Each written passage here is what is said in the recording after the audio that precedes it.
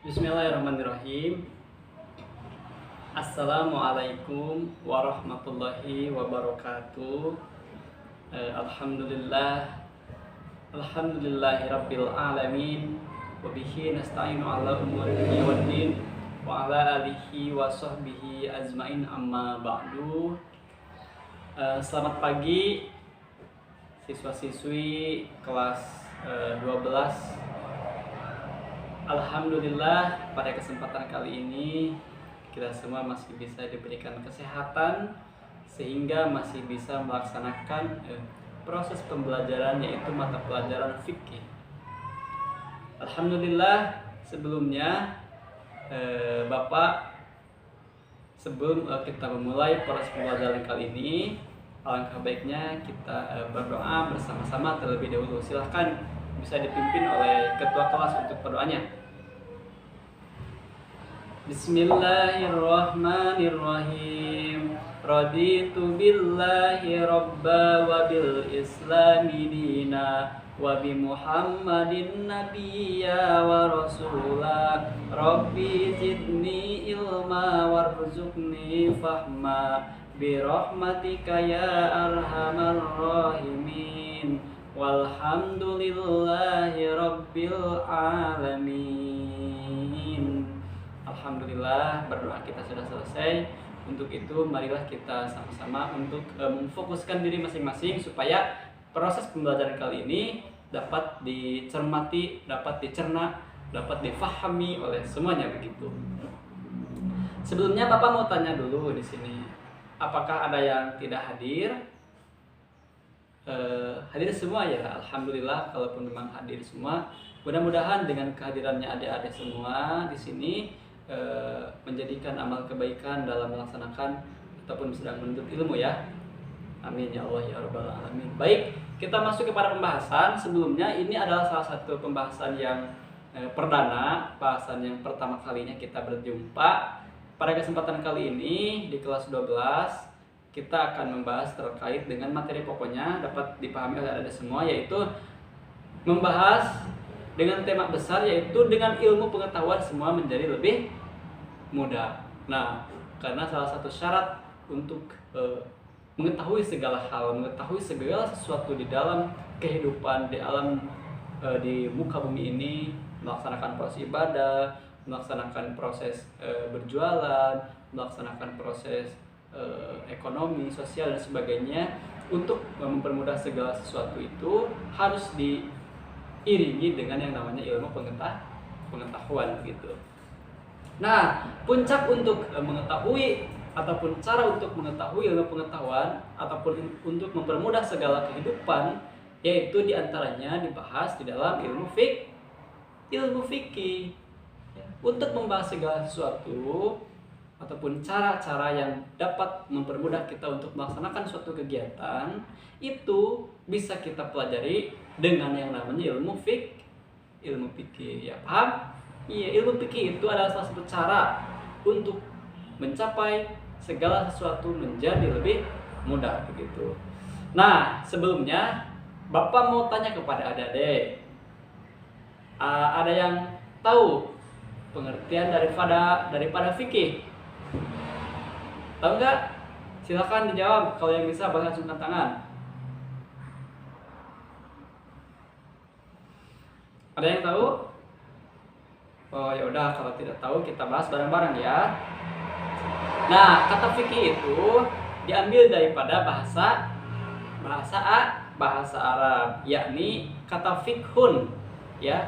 Fikih itu diambil dari kata bahasa Arab yang bermakna apa, yang berbunyi fikhun begitu, yang secara bahasa terambil dari kata faqiya yafqahu fikhan, yang berarti pemahaman yang mendalam.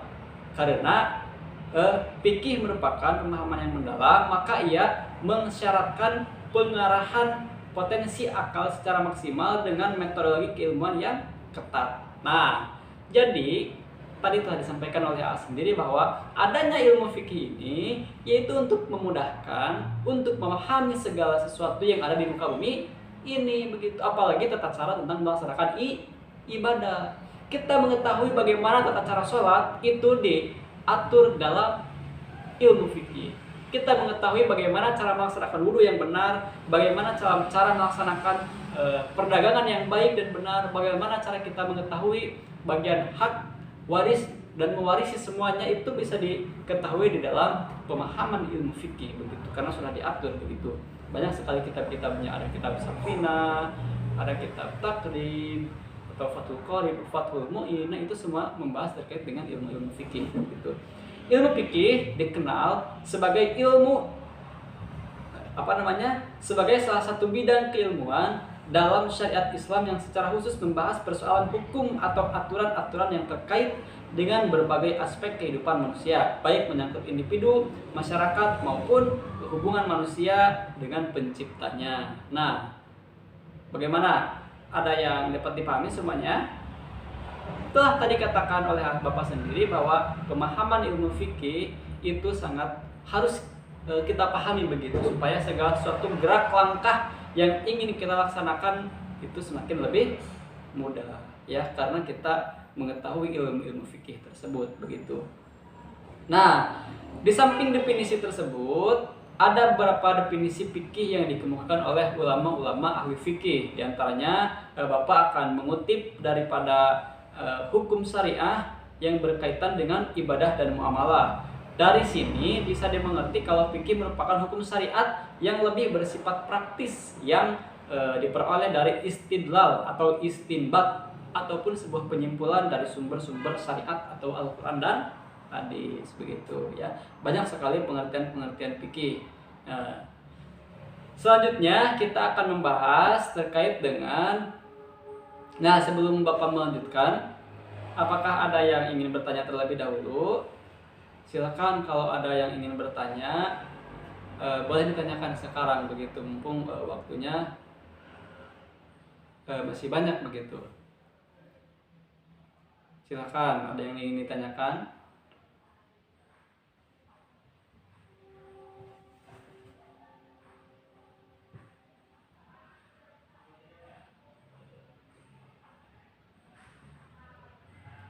Sebentar ya, Bapak mau balas dulu, ini ada yang WA.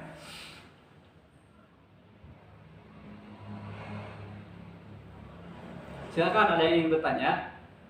Kalaupun tidak ada yang ingin bertanya, baiknya kita lanjutkan ya. Nah, salah satu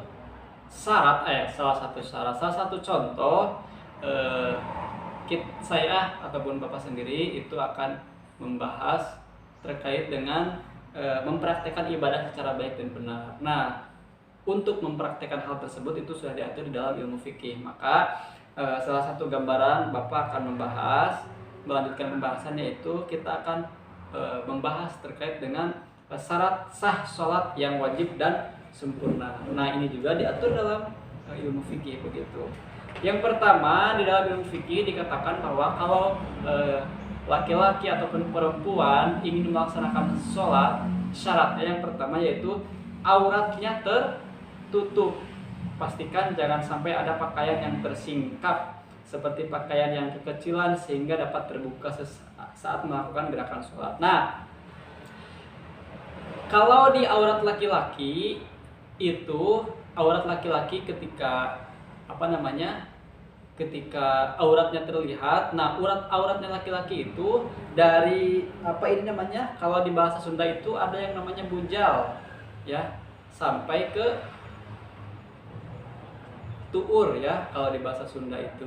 Nah, itu kalau auratnya laki-laki ketika ingin melaksanakan sholat, ya minimalnya dari bujal sampai tuur itu tertutup. Nah, kalau di perempuan itu sekujur tubuh, ya, dari mulai dampal kaki sampai ujung rambut, semuanya harus tertutup. Nah, kecuali muka dan telapak tangan. Nah, itu juga diatur di dalam sebuah ilmu fikih begitu. Yang kedua yaitu suci tubuh pakaian dan tempat sholat, suci dari hadas serta najis. Nah, yang kedua supaya syarat sah sholat kita baik dan sempurna yaitu suci tubuhnya. Nah, suci tubuhnya ini yang dimaksud badan kita tidak terkena najis, baik najis ainiyah dan najis